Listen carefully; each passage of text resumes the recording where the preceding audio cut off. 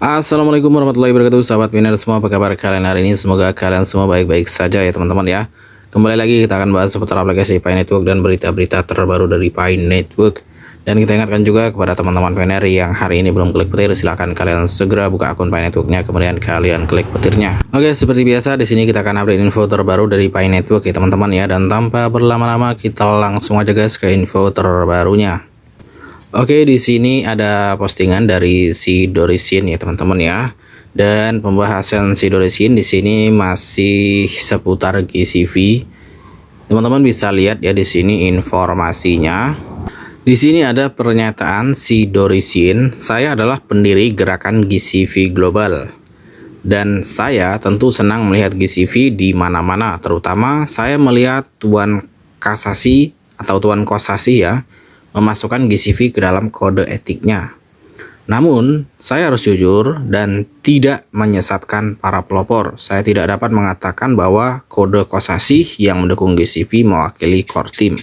Oke, jadi pernyataan dari Dorisin di sini, beliau adalah pendiri GCV dan beliau menyatakan di sini saya tidak menyesatkan para pioner. Katanya seperti itu di sini ya teman-teman ya.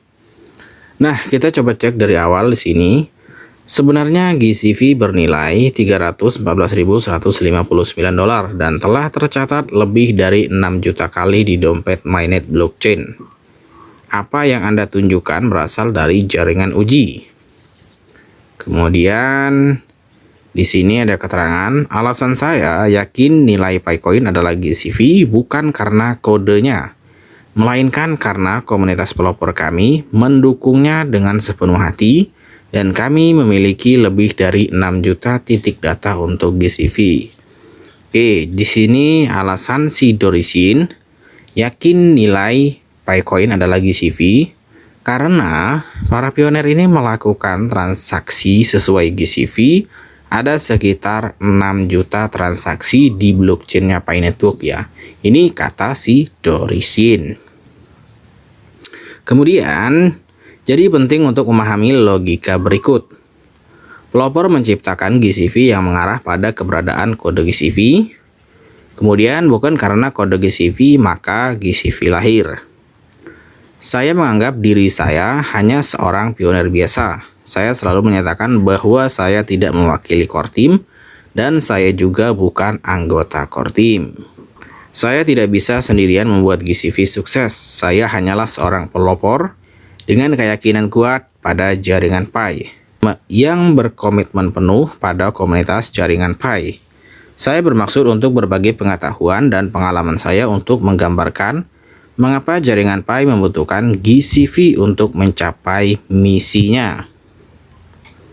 Saat ini komunitas GCV kami adalah yang terbesar, mencakup lebih dari 100 negara, karena sebagian besar pelopor memahami analisis saya dan memiliki minat yang sama terhadap tujuan kami. Oke. Jadi di sini klaim si Dorisin, komunitas GCV ini adalah komunitas paling terbesar karena mencakup lebih dari 100 negara ya teman-teman ya.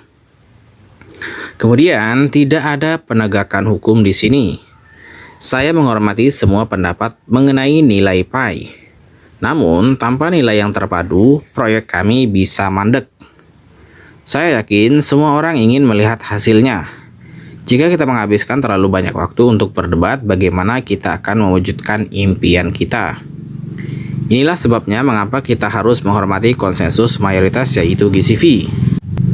Kami ingin GCV berhasil, tetapi kami harus memilih pendekatan yang realistis alih-alih mencoba memproduksi mobil di rumah.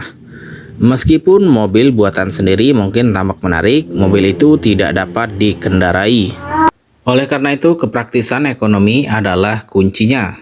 Sistem nilai ganda hanya akan menghasilkan satu hasil. Tidak ada pedagang yang berani bergabung dalam ekosistem untuk menyediakan produk yang Anda butuhkan seperti mobil atau rumah. Alasannya jelas, pedagang tidak ingin bangkrut. Jika Anda menjual produk senilai $314.159 dan hanya menerima 1 Pi, Anda tetap memerlukan mata uang fiat untuk menutupi semua biaya. Jika Anda menjual satu Pi tetapi hanya menerima 0,8 dolar atau jumlah lainnya, dapatkah Anda mempertahankan bisnis Anda?